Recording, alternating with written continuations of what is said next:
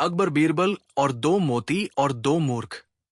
मुगल सम्राट अकबर का दरबार हमेशा चहल पहल से भरा रहता था। वहां हर रोज नए लोग, नए मामले और नई कहानियां लेकर दरबारी और आम लोग आया करते। लेकिन उस दिन का दरबार कुछ अलग था। सुबह से ही अकबर के चेहरे पर हल्की सी चिंता की रेखा थी, जो बीरबल की नजरों से छिप नहीं सकी।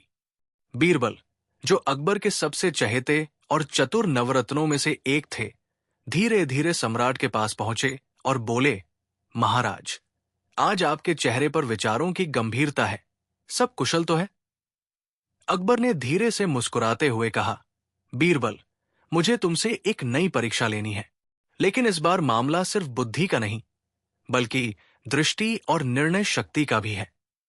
बीरबल ने हाथ जोड़ते हुए कहा, महाराज, मैं तैयार हूं, आज्ञा दीजिए। अकबर ने हाथ उठाकर इशारा किया। तभी दो सैनिक दो थाल लेकर दरबार में प्रवेश करते हैं। एक थाल में दो चमचमाते मोती रखे होते हैं और दूसरे में दो साधारण से दिखने वाले मनुष्य, दिखने में कुछ मंद बुद्धि से लगते हैं। अकबर ने कहा, इन दोनों मोतियों में से एक असली है, एक नकली। और इन दोनों आदमियों में से एक मूर्ख नहीं, बल्कि अत्यंत चतुर है, जो केवल मूर्ख का वेश धारण किए है। तुम्हारा काम है दोनों में से असली मोती और असली मूर्ख को पहचानना।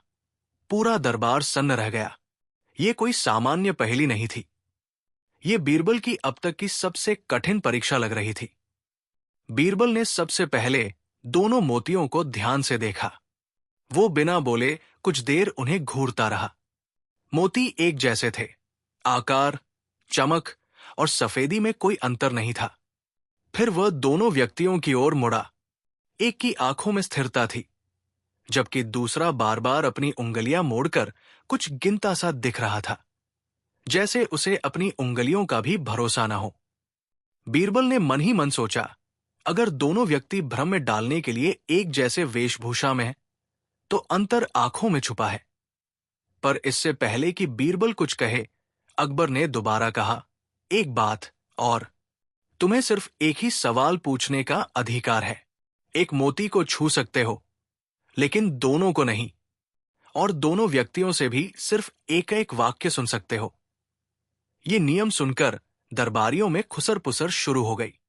बीरबल ने धीरे से थाल से पहला मोती उठाया। उसने उसे हाथ में महसूस किया, लेकिन उसके चेहरे से कुछ भी स्पष्ट नहीं हुआ। फिर उसने उसे वापस रखा और दोनों व्यक्तियों की ओर बढ़ा। पहले व्यक्ति से पूछा, तुम्हारा नाम क्या है?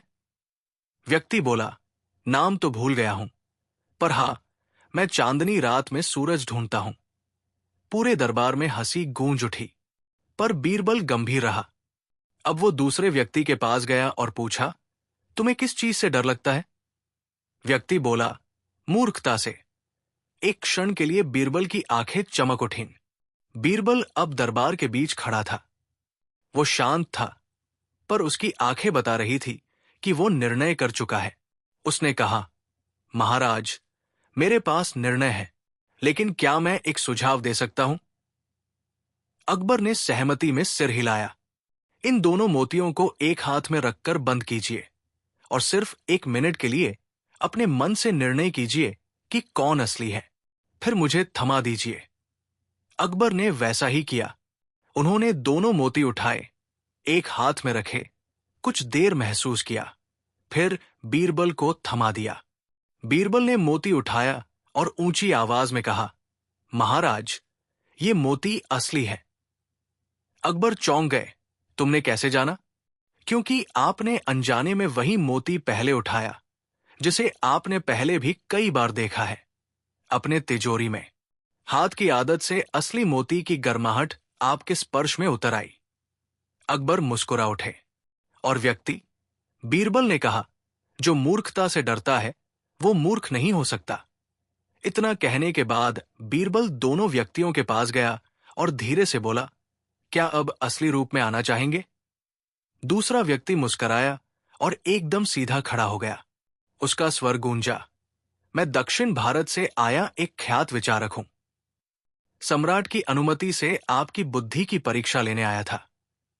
पूरा दरबार तालियों से गूंज उठा। पर बीरबल वहीं नहीं रुका। उसने चुपचाप पहले व्यक्ति के कान में कुछ कहा और वो हंसते हुए बोला। बीरबल ने कहा कि मैं एक ऐसा मूर्ख हूं जिसे पूरी दुनिया मूर्ख समझती है, पर मैं खुद ही जानता हूं कि मैं असली हूं या नहीं। ये सुनकर सब चौंक गए, पर बीरबल ने एक वाक्य में सब शांत कर दिया। कभी कभी असली मूर्ख को पहचानने से ज्यादा जरूरी यह होता है कि हम मूर्खता से दूर रहें।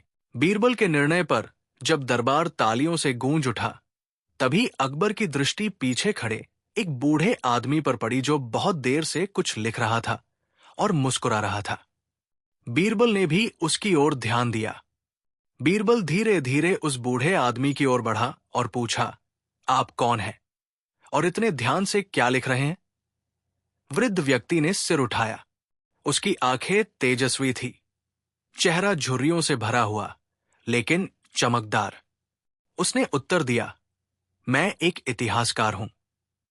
मैं उन निर्णयों को दर्ज करता हूं जो आने वाली पीढ़ियों को मार्गदर्शन दे। बीरबल ने मुस्कुराकर पूछा, क्या आपने मेरा निर्णय दर्ज किया? वृद्ध ने उत्तर दिया, हां, लेकिन निर्णय से अधिक मैं उस प्रक्रिया को लिख रहा हूं जिससे निर्णय तक पहुंचा गया। बीरबल को पहली बार ऐसा लगा कि कोई उसकी सोच में इतनी गहराई से उतर रहा है। उसने वृद्ध से एक सवाल और पूछा, क्या आप पहले भी इस दरबार में आ चुके हैं? वृद्ध ने मुस्कुराकर कहा, नहीं, लेकिन मेरी कलम यहां की दीवारों से अधिक देखती है। बीरबल समझ गया, यह व्यक्ति कोई साधारण इतिहासकार नहीं था। अगले दिन सुबह बीरबल को अपने निवास पर एक मुड़ा तुड़ा पत्र मिला। उस पर लिखा था, 2 मोती केवल परीक्षा नहीं थे, वे एक छुपा हुआ पैगाम थे। दूसरा व्यक्ति वास्तव में कोई विचारक नहीं, बल्कि एक विशेष गुट का सदस्य है जो सम्राट के खिलाफ षड्यंत्र कर रहा है। एक शुभ चिंतक। बीरबल स्तब्ध रह गया।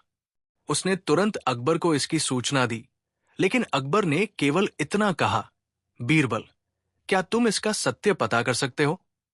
बीरबल बोला, महाराज, नहीं, मैं नहीं, पर मेरी योजना जरूर कर सकती है। अकबर ने पहली बार बीरबल की आंखों में हल्की बेचैनी देखी। बीरबल ने गुप्त रूप से उस विचारक के पीछे जासूसों को लगा दिया। 3 दिन बाद खबर आई कि वो व्यक्ति किसी नीलकुटी नामक स्थान पर गया था, जहां दरबार के विरोधी गुप्त बैठकों का आयोजन करते थे। बीरबल अब खुद वेश बदलकर उस इलाके की ओर निकल पड़ा। नीलकुटी एक पुरानी हवेली थी जो अब उजड़ी हुई प्रतीत होती थी, लेकिन रात के समय वहां से लालटेन की रोशनी और धीमे स्वर सुनाई देते। बीरबल ने एक खिड़की से झांक कर देखा। विचारक वहां अकेला नहीं था। वहां 5 लोग और थे, जिनमें एक व्यक्ति दरबार के मुख्य मंत्री जैसा लग रहा था। बीरबल ने सुना, अकबर को हिलाना आसान नहीं, लेकिन अगर बीरबल को हटाया जाए तो पूरा ताश का महल गिर जाएगा। बीरबल ठिठक गया। ये अब सिर्फ एक पहेली नहीं, बल्कि एक साजिश थी सिंहासन के खिलाफ। अब बीरबल को 2 काम करने थे। पहला, यह सिद्ध करना कि यह षड्यंत्रकारी गुट अस्तित्व में है, और दूसरा, यह करना ऐसे कि वो स्वयं उनके जाल में फंसता न दिखे। उसने एक योजना बनाई। वो वापस दरबार लौटा और अकबर से अकेले में कहा, महाराज, मुझे कुछ दिन दरबार से दूर रहना होगा, पर मैं पीछे से सब देखता रहूंगा। अकबर ने सहमति दी, लेकिन एक शर्त रखी, तुम जहां भी रहो, हर तीसरे दिन मुझे एक पत्र भेजो। बीरबल ने हां कहा, लेकिन वो जानता था कि उसका पहला पत्र किसी और के हाथ लगेगा। उसी रात एक अफवाह फैली कि बीरबल गायब हो गया है और कहीं देखे नहीं जा रहे। दरबार में हलचल मच गई। मुख्यमंत्री ने अकबर को सुझाव दिया कि अब बीरबल की जगह नया राज सलाहकार नियुक्त किया जाए। बीरबल ने अपना जासूस उस गुट में भेजा, जिसने नकल में बीरबल जैसा दिखने वाला एक व्यक्ति तैयार किया था। शब्दों में होशियार, पर बुद्धि में अधूरा। ये नकलिया बीरबल दरबार में लाया गया और अकबर ने उसकी परीक्षा ली। उसने सवाल पूछा, अगर 2 आदमी झगड़े और दोनों अपने को सही माने तो निर्णय कैसे किया जाए? नकली बीरबल बोला, जिसकी आवाज ऊंची हो वही सही। अकबर मुस्कुराया, लेकिन बीरबल का पहला पत्र उसी समय पहुंचा जिसमें लिखा था, जिस दिन मेरी आवाज दूसरों की गूंज से दब जाए, जान लेना मैं नहीं हूं। अकबर अब सच समझने लगा। बीरबल ने अपने अंतिम पत्र में लिखा, जिस दिन दरबार में 2 नकली और 2 असली आएंगे, उसी दिन पर्दा हटेगा। अकबर ने सब कुछ समझते हुए उसी दिन एक विशेष दरबार बुलाया और सब आरोपियों को वहां उपस्थित रहने का आदेश दिया। दरबार में 4 लोग पेश हुए। असली विचारक, जो पहले नकली था। नकली बीरबल, वो इतिहासकार। मुख्यमंत्री अकबर ने बीरबल को बुलाया और तभी बीरबल वेश बदले अपने असली रूप में वहां आया। सन्नाटा छा गया। बीरबल ने कहा, अब तक जो हो रहा था वो सिर्फ एक खेल था, अब सच्चाई सामने लानी है। बीरबल ने सबूत पेश किए, वो दस्तावेज, वो गुप्त बैठकें, वो जासूसों की गवाही और इतिहासकार की कलम जो सब दर्ज कर रही थी। अंत में मुख्यमंत्री ने अपना अपराध स्वीकार कर लिया। अकबर ने मुख्यमंत्री को पद से हटा दिया, विचारक को क्षमा कर दिया, क्योंकि उसने अंत में सच्चाई स्वीकार की और गुट से अलग हो गया। इतिहासकार से अकबर ने कहा, तुम्हारी कलम ने दरबार को एक नई आंख दी है। बीरबल फिर से अपने स्थान पर आ गया, लेकिन जाते जाते उसने कहा, महाराज, 2 मोती तो आपने दिखाए, पर असली मोती इस दरबार में वो विचार है जो हर बार नई सोच से चमकता है। और 2 मूर्खों में से सबसे बड़ा मूर्ख वो होता है जो आंख होते हुए भी देख नहीं पाता। अकबर मुस्कुराए और बोले, बीरबल, तुम न हो तो ये दरबार गूंगा है, और जब तुम हो तो हर प्रश्न का उत्तर खुद ब खुद हमारे पास आ जाता है। दरबार की शांति लंबे समय तक नहीं रह पाई। बीरबल ने जैसे ही षड्यंत्रकारियों से निपटकर राहत की सांस ली थी, वैसे ही एक दिन एक घोड़े की टाप सुनाई दी। तेज, फूली हुई सांसों से भरा घोड़ा और उस पर बैठी एक रहस्यमयी महिला।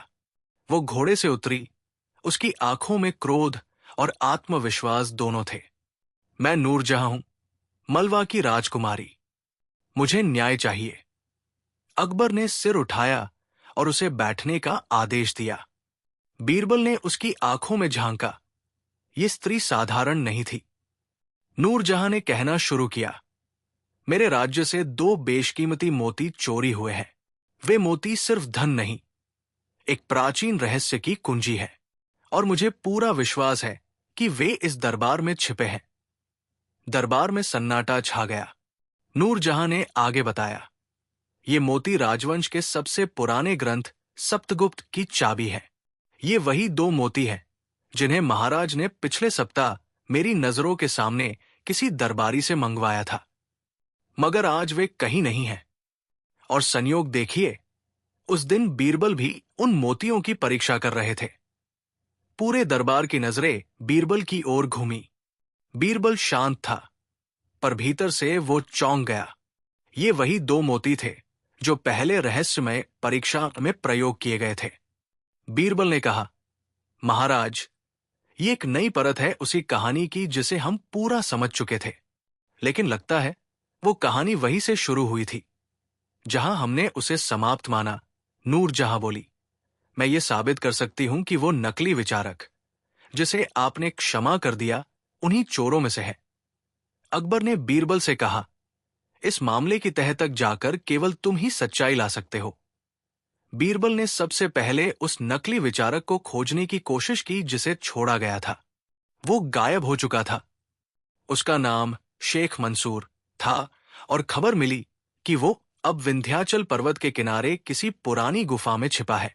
बीरबल ने सादा वेश धारण किया और सिर्फ एक गुप्तचर के साथ उस गुफा की ओर चल पड़ा। वहां पहुंचने पर उन्होंने पाया कि गुफा के अंदर एक प्राचीन दरवाजा था जिस पर संस्कृत में लिखा था, द्वार खोलेगा वही जो 7 मोतियों की गूंज समझ सके। बीरबल चौंका। 7 मोती? नूरजहां ने तो 2 की बात की थी। गुफा के कोने में उन्हें एक टूटा हुआ ताबीज मिला जिसमें लिखा था, 3रा मोती अभी तुम्हारे दरबार में है। बीरबल ने वापस लौटते ही नूरजहां से बात की, राजकुमारी, क्या आप मुझे ये बताने का कष्ट करेंगी कि बाकी 5 मोती कहाँ हैं? नूरजहां बोली, 4 मेरे पास है, 5वां किसी अन्य राजा के पास, पर तीसरे की तलाश ही मुझे यहां लाई है। बीरबल अब समझ गया था कि ये सिर्फ चोरों की कहानी नहीं, एक और बड़ी योजना है। किसी को सप्तगुप्त ग्रंथ तक पहुंचना है, जिसमें साम्राज्य के सबसे गहरे रहस्य छुपे हैं। अकबर ने बीरबल को अधिकार दिया कि वो इस रहस्य की पूरी तहकीकात करे, भले ही किसी भी दरबारी की जांच क्यों न करनी पड़े। इसी बीच बीरबल को एक गुप्त पत्र मिला। उसमें लिखा था, तीसरा मोती किसी दरबारी की आत्मा में छुपा है। देखने से पहले पहचानो और पहचानने से पहले आंख मूंदो। बीरबल ने एक विचित्र योजना बनाई। उसने दरबार में एक नई प्रतियोगिता की घोषणा की। जो व्यक्ति सबसे सुंदर वस्तु मेरे सामने रखेगा, उसे अकबर खुद पुरस्कृत करेंगे। हर दरबारी कुछ न कुछ लाया, कोई सोना, कोई शेर की खाल, कोई बहुमूल्य पत्थर। लेकिन एक दरबारी, नाम था फैजी, जो प्राय चुप रहता था, एक मोती लेकर आया और बोला, ये सुंदर नहीं, लेकिन सत्य का प्रतिरूप है। बीरबल ने मोती को देखा, ये वही तीसरा मोती था, तो यही आत्मा में छिपा था। बीरबल मन ही मन बोला। फैजी ने स्वीकार किया कि ये मोती उसे शेख मंसूर ने सौंपा था, ये कहकर कि इसे तब तक संभाल कर रखना जब तक बीरबल स्वयं मांगने ना आए। अब खेल और गहरा हो गया। बीरबल ने अब 6 मोती इकट्ठा कर लिए थे। वो नूरजहां के साथ गुप्त रूप से विंध्याचल की उसी गुफा में पहुंचा। जैसे ही उन्होंने 6 मोती उस दरवाजे के पास लटकाए, दरवाजा झंझनाया लेकिन खुला नहीं। एक और मोती बाकी था। तभी नूरजहां की आंखों में चमक आई। उसने कहा, 7वां मोती कभी भी कोई भौतिक वस्तु नहीं था, वो एक निर्णय है जिसे कोई समझे तो मोती बन जाए। बीरबल ने कहा, तो क्या सप्तगुप्त का रहस्य सिर्फ ज्ञान का एक रूप है? दरवाजा खुल गया। अंदर एक ग्रंथ था, बहुत पुराना। उसमें लिखा था, जो सम्राट अपने सच्चे मित्र को खो दे, वो राज्य तो चला सकता है, पर न्याय नहीं। बीरबल ने ग्रंथ उठाया, लेकिन तभी दरवाजा अपने आप बंद होने लगा। नूरजहां पीछे हट गई, लेकिन बीरबल ने उसे बाहर धकेला और स्वयं भीतर रह गया। घुप अंधेरा, ठंडी हवा और फिर एक दूसरा दरवाजा। उसके पार था एक दर्पण। दर्पण में बीरबल ने देखा, वो स्वयं नहीं, बल्कि अकबर का चेहरा। नीचे लिखा था, तुम दोनों एक ही सिक्के के 2 पहलू हो। जब भी एक पर संदेह होगा, साम्राज्य कांपेगा। बीरबल ने ग्रंथ लेकर वापसी की, लेकिन मन में एक भय समा गया था। क्या वह सचमुच सिर्फ सलाहकार है, या दरबार उसके बिना नष्ट हो जाएगा?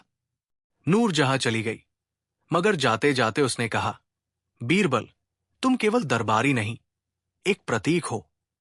पर हर प्रतीक एक दिन मिटता है या बदलता है। बीरबल चुप रहा। अकबर ने ग्रंथ देखा और कहा, राज्य तो मेरा है, पर नींव तुम हो। अगर कोई नींव पर वार करे तो मुझे पहले से जानना चाहिए।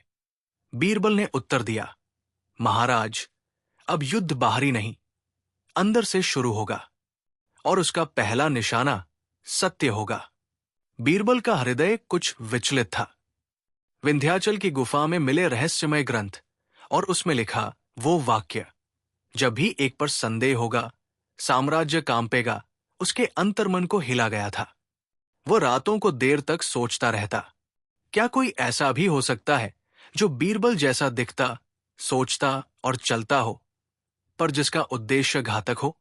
कुछ सप्ताह बीते, दरबार सामान्य हो गया, पर अचानक राजकाज में कुछ निर्णय बीरबल की सलाह से बिल्कुल उलट लिए जाने लगे। सबसे चौंकाने वाला, एक राज्य से भेजा गया शांति प्रस्ताव बिना बीरबल की जानकारी के ठुकरा दिया गया। अकबर चुप था और बीरबल को महसूस हुआ कि कोई उसकी जगह ले रहा है, पर खुलेआम नहीं, छाया बनकर। एक दिन बीरबल को खबर मिली कि दक्षिण भारत की ओर से आए एक दूत ने कहा था, मैं बीरबल से मिल चुका हूं, उसने मेरी याचिका अस्वीकार की। बीरबल तो उस सप्ताह राजधानी से बाहर था। बीरबल ने तुरंत उस दूत को गुप्त रूप से बुलाया। उसने उस बीरबल का वर्णन किया। चेहरे की रेखाएं, कपड़े, आवाज, सब समान। केवल एक अंतर, उसके हाथ की अनामिका में एक काला पत्थर जड़ा अंगूठी थी। बीरबल चौंका। वो कभी कोई गहना नहीं पहनता। बीरबल ने सारी बात अकबर को बताई, पर यह जानकर वो चौंका गया कि अकबर पहले से ही संदिग्ध था। पर उसने बीरबल की परीक्षा लेनी चाहिए थी। बीरबल, अकबर ने कहा, अगर कोई तुम्हारा प्रतिबिंब बन जाए तो क्या तुम स्वयं को साबित कर पाओगे? बीरबल गंभीर हो गया। प्रतिबिंब तो केवल रोशनी से बनता है महाराज। मैं अंधेरे में ही सत्य लेकर आऊंगा। राजधानी के पास एक परित्यक्त मीनार थी, जहां रात में एक संदिग्ध व्यक्ति को जाते देखा गया था। बीरबल ने वहां निगरानी रखवाई। एक रात स्वयं वेश बदलकर वो वहां पहुंचा। अंदर जल रही लालटेन की हल्की लौ में उसने देखा, वो व्यक्ति हूबहू उसी जैसा दिखता था। उसका चेहरा, चाल, यहां तक कि उसका बोलने का तरीका भी मेल खाता था। लेकिन उसकी आंखें कुछ और कहती थी। वहां ज्ञान था, पर एक जहरीली चतुराई भी। बीरबल ने तलवार निकाली, पर नकली बीरबल ने हाथ जोड़ दिए। मैं तुमसे लड़ने नहीं आया। मैं वो जो तुम्हें भीतर से समझता है। मैं तुम्हारी छाया हूं, जिसे तुमने वर्षों से दबा रखा है। बीरबल चौंका। क्या मतलब? तुमने सैकड़ों बार चालें चली, लेकिन जब तुम्हारे निर्णयों ने किसी निर्दोष को नुकसान पहुंचाया, तब तुमने उस बोझ को अपने भीतर दफना दिया। मैं वही बोझ हूं। बीरबल अवाक था। नकली बीरबल ने पुराने उदाहरण दिए। एक किसान जिसे बीरबल के निर्णय ने अपराधी ठहराया, पर वर्षों बाद निर्दोष सिद्ध हुआ। एक मां जो बीरबल के कहे अनुसार अपने बेटे को महल में छोड़ आई थी और फिर कभी नहीं मिली। तुम्हारा न्याय कभी पूर्ण नहीं था बीरबल, पर तुमने खुद को सर्वज्ञ मान लिया। मैं वो पक्ष हूं जो अब आवाज बन गया है। बीरबल की आंखों में नमी थी। अगले ही दिन राजधानी में एक अफवाह फैल गई। बीरबल दो है, एक असली, एक नकली। और अब दरबार में सच्चा कौन है? अकबर भी भ्रमित हो गया। दोनों बीरबल दरबार में खड़े हुए। दोनों शांत, गंभीर, बुद्धिमान। अकबर ने कहा, सिर्फ एक सवाल पूछूंगा, उत्तर से तय होगा कि असली कौन है। प्रश्न था, अगर तुम्हारे निर्णय से कोई निर्दोष मर जाए तो क्या तुम उसका बोझ उठा सकोगे? पहला बीरबल बोला, अगर निर्णय न्याय का हो तो उत्तरदायित्व राज्य का है। दूसरा बीरबल बोला, हर निर्णय में एक व्यक्ति छुपा होता है और वो व्यक्ति मैं हूं। मैं बोझ उठाता हूं क्योंकि मैं ही निर्णय लेता हूं। अकबर शांत रहा, फिर कहा, दूसरा बीरबल असली है। बीरबल ने सिर झुका लिया। वो जान गया, उसकी परछाई उसे हराए बिना ही जीत गई थी। लेकिन नकली बीरबल ने धीरे से कहा, मैं कोई दूसरा व्यक्ति नहीं, मैं तुम्हारे ही भीतर था, जिसे तुमने अब स्वीकारा है। अब मेरा अस्तित्व नहीं रहा और वो अदृश्य हो गया। ये कोई जादू नहीं था, ये एक आंतरिक युद्ध था जो समाप्त हो चुका था। अकबर ने कहा, तुम वही बीरबल हो, पर अब अधिक परिपक्व। तुमने स्वयं को पहचानने की सबसे कठिन परीक्षा पास की है। बीरबल बोला, अब मैं केवल न्यायप्रिय नहीं, संवेदनशील भी हूं। अब मेरा हर निर्णय न केवल बुद्धि से, बल्कि करुणा से भी होगा। दरबार फिर से सामान्य हो गया। नूरजहां दूर चली गई थी, पर उसका पैगाम बीरबल के पास था। जब सत्य और संवेदना मिले, तब न्याय जन्म लेता है। बीरबल ने एक नया ग्रंथ लिखना शुरू किया, परछाई का न्याय। लेकिन राजधानी की गलियों में अब भी एक रहस्यमयी छाया दिखाई देती थी, जो बीरबल की हर चाल पर नजर रखती थी। क्योंकि परछाई कभी मिटती नहीं, वो सिर्फ समय का रूप बदलती है। बीरबल अब पहले से कहीं अधिक सशक्त और स्पष्ट था। उसकी बुद्धि की कोई सानी नहीं थी, लेकिन अब वो एक नई जिम्मेदारी के साथ चल रहा था। एक ऐसी जिम्मेदारी जो सिर्फ उसके ज्ञान पर आधारित नहीं थी, बल्कि उसकी संवेदनाओं और निर्णयों पर भी निर्भर थी। उसने परछाई का न्याय को अपनी सबसे बड़ी जिम्मेदारी माना था, क्योंकि वो जान चुका था कि किसी भी निर्णय से पहले उसकी आत्मा को सुनना कितना जरूरी है। लेकिन दरबार में एक और चुप्पी छाई हुई थी। अकबर की मौन स्वीकृति के बाद बीरबल ने एक नई दिशा में काम करने की योजना बनाई थी, मगर फिर से कुछ अजीब सा घटित होने लगा था। दरबार में कोई न कोई व्यक्ति अचानक गायब हो जाता, या फिर किसी फैसले के खिलाफ आवाज उठाने वाला एक नया व्यक्ति सामने आ जाता। क्या कुछ और हो रहा था? ये वही समय था जब बीरबल ने महसूस किया कि वो अब अकेला नहीं था। दरबार में एक और बुद्धिमान व्यक्तित्व आ चुका था, एक ऐसा व्यक्ति जिसकी चालों को वो समझ नहीं पा रहा था। क्या ये उसकी परछाई का उत्तराधिकारी था? बीरबल को खबर मिली कि दरबार में एक नया विचारक आ चुका था, जो हर फैसले में बीरबल की जगह लेता जा रहा था। उसका नाम था जवाहरलाल। वो न केवल निर्णय लेने में सक्षम था, बल्कि उसके पास अद्भुत सूझबूझ और रणनीति थी। लेकिन बीरबल को यह महसूस हुआ कि यह व्यक्ति बहुत जल्दी और बहुत चालाकी से दरबार में अपनी पकड़ बना रहा था। उसकी नजरें उस पर थी, और उसे यह एहसास हो गया कि यह सब किसी सोची समझी योजना का हिस्सा था। एक दिन अकबर ने एक महत्वपूर्ण निर्णय लिया, जो बीरबल की सलाह के खिलाफ था। यह निर्णय था राजधानी में एक नया कानून लागू करना, जिसमें बीरबल के फैसलों को समीक्षा के लिए एक नई परिषद के सामने पेश किया जाएगा। यह सुनकर बीरबल ने महसूस किया कि कुछ बहुत बड़ा हो रहा है। यह सिर्फ एक कानून नहीं था, बल्कि बीरबल की पूरी न्यायिक भूमिका को चुनौती दी जा रही थी। वो अकबर के पास गया और उसने कहा, महाराज, क्या आप मुझसे यह पूछने का कष्ट करेंगे कि यह नया कानून किस आधार पर है? अकबर ने मुस्कुराते हुए उत्तर दिया, यह कानून सिर्फ इसलिए है क्योंकि हमें निष्पक्षता की आवश्यकता है, और जवाहरलाल ने मुझे यह सलाह दी है कि अब समय आ गया है जब निर्णयों को बाहरी दृष्टिकोण से भी देखा जाए। बीरबल चुप रहा। उसके मन में सवाल उठा कि क्या जवाहरलाल वास्तव में एक बृहद योजना का हिस्सा था?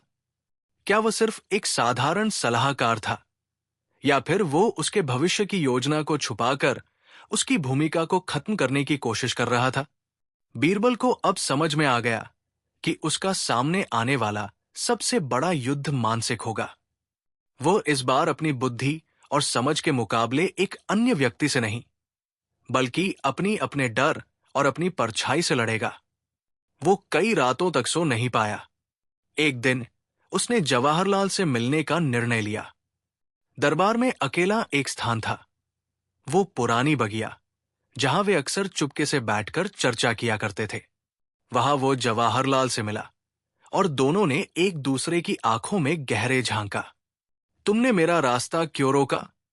बीरबल ने धीरे से कहा। रास्ते कभी रुकते नहीं बीरबल, वे बस बदलते हैं। जवाहरलाल की आवाज में कोई हलचल नहीं थी। तुम खुद जानते हो कि तुमने न्याय का वो रूप अपनाया था जो लोगों के दिलों तक नहीं पहुंच पाया। अब समय है जब लोगों को सच्चाई दिखाने का एक और तरीका अपनाया जाए। बीरबल ने एक लंबी सांस ली। तो तुम मेरा उत्तराधिकारी बनना चाहते हो? नहीं, मैं तुम्हारा प्रतिस्पर्धी बनना चाहता हूं। बीरबल को अब यकीन हो गया कि जवाहरलाल सिर्फ एक साधारण सलाहकार नहीं था, बल्कि वो कुछ और था। वो एक सुपरिचित चालाक व्यक्ति था, जिसने अपने तरीके से बीरबल को चुनौती देने का निर्णय लिया था। लेकिन बीरबल ने खुद को न खोने का वचन लिया। अगले कुछ दिनों में दरबार में और भी दिलचस्प घटनाएं घटीं। एक दिन दरबार में अचानक एक नया फैसला आया। बीरबल अब केवल एक सलाहकार नहीं, बल्कि हर निर्णय में शामिल होंगे, जब तक उन्हें एक परिषद के साथ सभी फैसलों को साझा करना न पड़े। बीरबल को यह सुनकर चौंकने की बजाय एक डर भी महसूस हुआ। क्या यह जवाहरलाल की चाल थी? क्या वह इस फैसले के पीछे था? इस फैसले से बीरबल का अस्तित्व अब कमजोर होता जा रहा था। एक नया परिषद बना, जिसमें सिर्फ जवाहरलाल के समर्थक थे। वे सभी बीरबल के निर्णयों को समीक्षा करने और उन पर सवाल उठाने लगे। अब बीरबल को बार बार अपनी स्थिति को साबित करना पड़ता था। बीरबल ने तय किया कि अब वो सिर्फ बचाव नहीं करेगा, उसे अपनी स्थिति मजबूत करनी होगी और वो अपनी पूरी बुद्धिमत्ता से जवाहरलाल के खिलाफ एक योजना बनाएगा। बीरबल ने दरबार के सभी पुराने दरबारी जनों से मिलकर एक गुप्त योजना बनाई। उसने जवाहरलाल को ऐसे किसी फैसले में उलझाने की योजना बनाई जिसे वो सार्वजनिक रूप से स्वीकार नहीं कर पाए। कुछ ही दिनों में जवाहरलाल को एक नया फैसला लेना पड़ा। उसने घोषणा की कि राज्य की नई नीतियां बिना किसी पुनरीक्षण के लागू की जाएंगी। अब बीरबल को सही मौका मिल गया। उसने इस निर्णय को चुनौती दी और अपने पुराने समर्थकों के साथ मिलकर यह साबित किया कि यह फैसला एकतरफा था और इससे लोगों की स्थिति और खराब हो सकती थी। राजमहल में हलचल मची हुई थी। दरबार में एक अजीब सी चुप थी। यह वो समय था जब बीरबल और जवाहरलाल के बीच आखिरी न्यायिक युद्ध की तैयारी हो रही थी। अकबर ने आदेश दिया था कि दोनों की योजनाओं का समक्ष सभी दरबारियों के सामने परीक्षण किया जाएगा। यह न केवल बीरबल और जवाहरलाल के लिए बल्कि संपूर्ण साम्राज्य के लिए भी एक निर्णायक क्षण था। बीरबल रातों को सोचता रहा। अब तक की सभी घटनाएं, फैसले और समीक्षाएं एक नए मोड़ पर पहुंच चुकी थी। वो अब ये समझ चुका था कि ये केवल एक न्यायिक परीक्षण नहीं था, ये उसके स्वभाव और मूल्य की भी परीक्षा थी।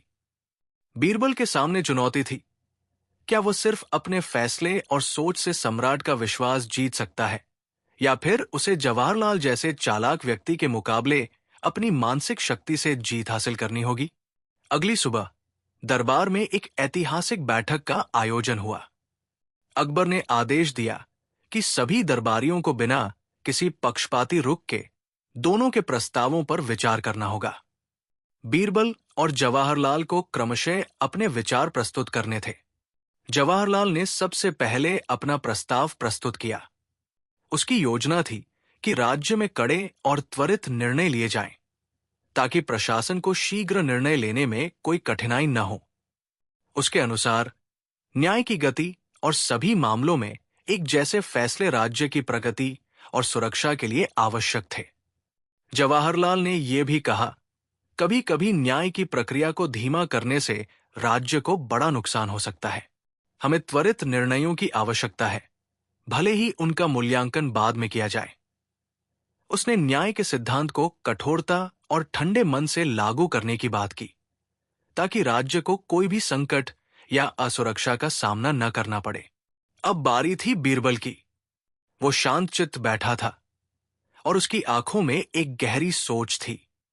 उसने धीरे से बोलना शुरू किया, महाराज, जवाहरलाल की योजनाएं राज्य के लिए लाभकारी हो सकती हैं, लेकिन न्याय केवल त्वरित फैसलों तक सीमित नहीं होता। हमें हमेशा यह ध्यान रखना चाहिए कि किसी एक व्यक्ति का जीवन हमारे फैसलों से प्रभावित होता है।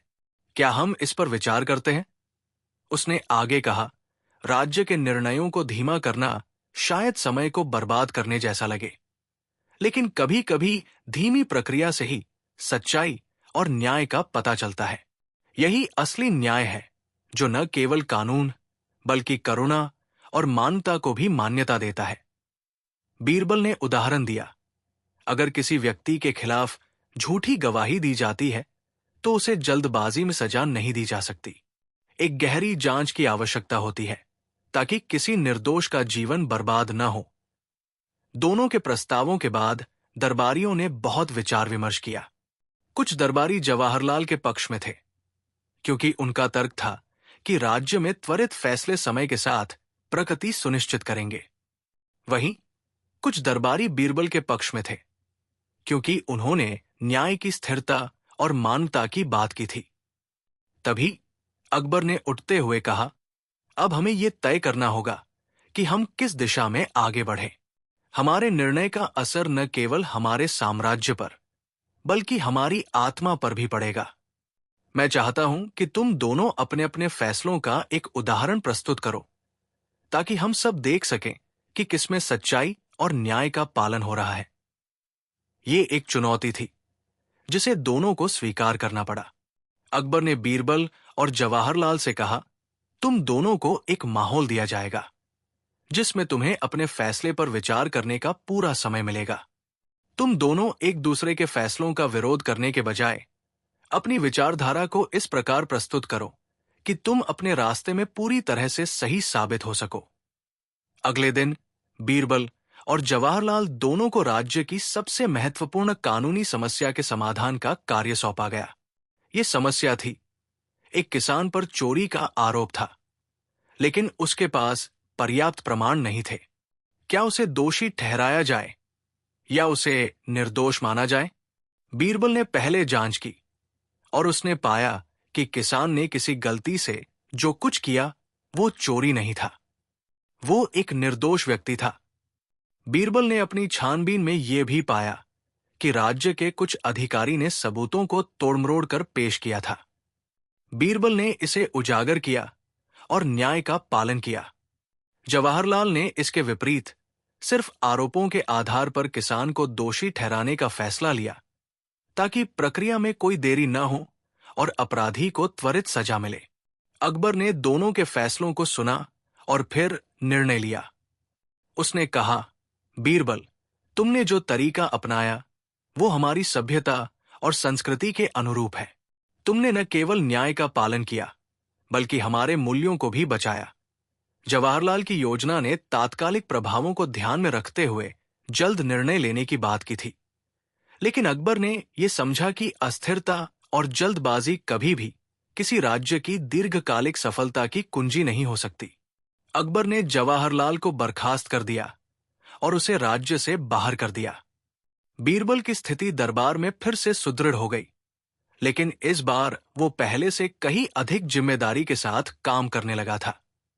अब बीरबल समझ चुका था कि न्याय और सत्ता का संघर्ष कभी खत्म नहीं होता।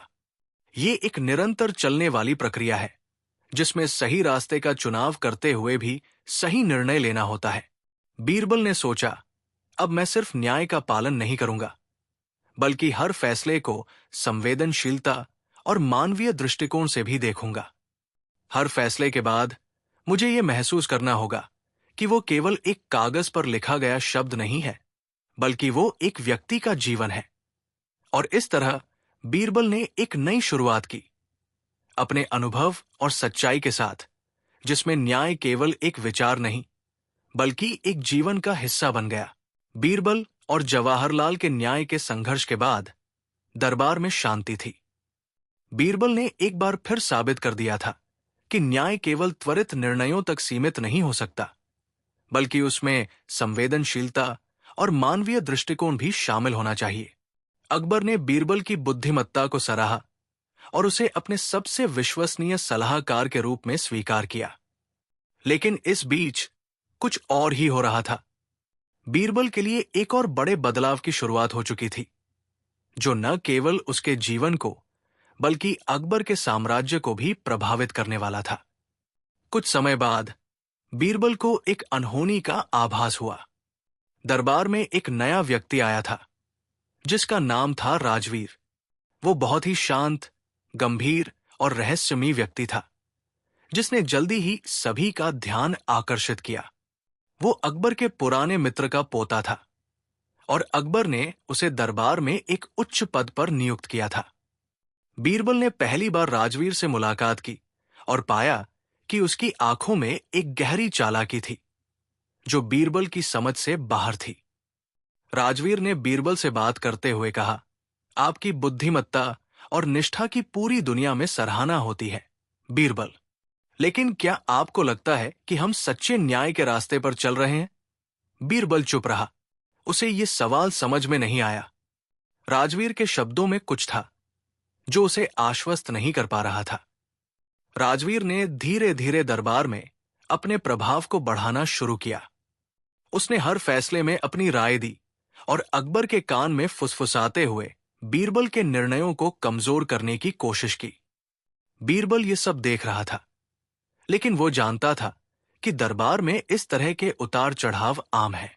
फिर भी बीरबल ने महसूस किया कि राजवीर का प्रभाव धीरे धीरे बढ़ता जा रहा था। और वो दरबार के सबसे प्रभावशाली व्यक्ति बनने की ओर बढ़ रहा था। एक दिन बीरबल ने राजवीर से पूछा, तुम हमेशा मेरे फैसलों पर सवाल क्यों उठाते हो? राजवीर, क्या तुम्हें लगता है कि तुम मुझे हरा सकते हो? राजवीर मुस्कराया और कहा, नहीं बीरबल, मैं तुम्हें नहीं हराना चाहता। मैं सिर्फ यह समझना चाहता हूं कि क्या तुम्हारा न्याय वास्तव में सबके लिए सही है या केवल उन लोगों के लिए जो तुम्हारी तरह सोचते हैं। ये शब्द बीरबल के दिमाग में गूंजते रहे। उसने महसूस किया कि राजवीर सिर्फ सवाल नहीं कर रहा था, बल्कि वो बीरबल की न्यायिक प्रणाली को चुनौती दे रहा था। एक दिन अकबर ने दरबार में घोषणा की, मैं एक अंतिम न्यायिक परीक्षा का आयोजन कर रहा हूं, जिसमें बीरबल और राजवीर दोनों को अपनी योजनाओं और निर्णयों का परीक्षण करना होगा। ये निर्णय न केवल राज्य के लिए, बल्कि हमारे भविष्य के लिए भी अत्यंत महत्वपूर्ण होगा। इस घोषणा से दरबार में एक तनावपूर्ण माहौल बन गया। सभी ने अनुमान लगाना शुरू कर दिया कि इस परीक्षा का परिणाम क्या होगा। क्या बीरबल अपनी स्थिति बनाए रखेगा या राजवीर नई दिशा देगा? बीरबल ने शांति से सोचा और अपनी योजना बनाई। वो जानता था कि यह सिर्फ एक परीक्षा नहीं थी, बल्कि उसकी सिद्धांतों और मानवीय दृष्टिकोण की अंतिम परीक्षा थी। वही सिद्धांत जिन पर उसने हमेशा विश्वास किया था। परीक्षा के दिन बीरबल और राजवीर दोनों को एक गंभीर मुद्दे का समाधान देने के लिए कहा गया। यह मुद्दा एक व्यापारी के बारे में था, जिस पर राज्य के खजाने की चोरी का आरोप था। दोनों को यह तय करना था कि क्या उसे सजा दी जाए या निर्दोष माना जाए। राजवीर ने जल्दबाजी में निर्णय लिया कि व्यापारी दोषी है और उसे सजा दी जानी चाहिए। उसका तर्क था कि आरोप स्पष्ट है और फैसला जल्दी होना चाहिए। लेकिन बीरबल ने इसके विपरीत धीमे और स्थिर कदम उठाए। उसने व्यापारी से कई सवाल पूछे और उसकी कहानी सुनी। धीरे धीरे बीरबल ने पाया कि व्यापारी को झूठे आरोपों में फंसाया गया था और यह सब एक साजिश थी। जब बीरबल ने राजवीर को यह बताया, तो राजवीर का चेहरा बदल गया। वो गुस्से में आ गया और कहा, तुम हमेशा लोगों को बचाने का रास्ता ढूंढते हो बीरबल, यह तुम्हारी कमजोरी है। तभी अकबर ने सबकी ओर देखा और कहा, बीरबल ने हमें सिखाया है कि न्याय सिर्फ त्वरित निर्णयों का परिणाम नहीं होता। यह समझ, विवेक और समय की मांग करता है। राजवीर, तुमने जल्दबाजी में फैसला लिया, लेकिन बीरबल ने जिस तरह से मामलों को देखा, वो असली न्याय था। अकबर ने अचानक आदेश दिया कि राजवीर के बारे में जांच की जाए। थोड़ी देर बाद यह पता चला कि राजवीर ने राज्य के खजाने से जुड़े कई भ्रष्टाचार और धोखाधड़ी के मामलों को छुपाया था। वो दरबार में आया था सिर्फ अपने निजी लाभ के लिए, और उसने कई मामलों में अपने खुद के फायदे के लिए फैसले लिए थे। राजवीर की सच्चाई सामने आई और उसे दरबार से बाहर कर दिया गया। इस घटना के बाद बीरबल ने एक नई शक्ति और जिम्मेदारी के साथ अपनी भूमिका निभाई। उसने ये सिद्ध कर दिया कि सच्चा न्याय कभी भी चतुराई या जल्दीबाजी से नहीं, बल्कि समझ, विवेक और समय की पवित्रता से आता है। वो अब केवल अकबर का सलाहकार नहीं था, बल्कि राज्य के सभी लोगों के लिए एक आदर्श बन चुका था। बीरबल ने आखिरी बार अकबर से कहा, महाराज, कभी कभी हमें सच्चाई की ओर इशारा करने के लिए बहुत धैर्य और समझ की आवश्यकता होती है। राजवीर जैसे व्यक्ति को हम इसीलिए देखते हैं ताकि हम सच्चे न्याय का मूल्य समझ सकें। अकबर ने मुस्कुराते हुए कहा, तुम्हारी समझ और तर्क हमेशा हमें प्रेरित करते हैं बीरबल। राज्य और समाज की भलाई तुम्हारे जैसे व्यक्तियों पर निर्भर करती है। तुम हमेशा हमारे लिए आदर्श रहोगे। इस तरह बीरबल ने न केवल अपने ज्ञान और बुद्धिमत्ता से राज्य का न्याय कायम रखा, बल्कि उसने अपने सिद्धांतों और विचारधारा की जीत भी सुनिश्चित की। एक दिन बीरबल दरबार में बैठे थे और अकबर के साथ हल्की फुल्की बातें कर रहे थे, जब एक छोटे से बच्चे ने बीरबल के पास आकर पूछा, बीरबल दादा, क्या आप सच में सबसे बुद्धिमान हैं? बीरबल मुस्कुराए और बोले, नहीं बच्चे, मैं सिर्फ एक ऐसा व्यक्ति हूं जो सही समय पर सही निर्णय लेने की कोशिश करता है। सबसे बुद्धिमान वही है जो सच्चाई को सबसे पहले पहचानने की कोशिश करता है। और इसी तरह बीरबल ने अपनी कहानी खत्म की, पर उसकी बुद्धिमत्ता और न्याय की मिसाल अनंत काल तक जीवित रही।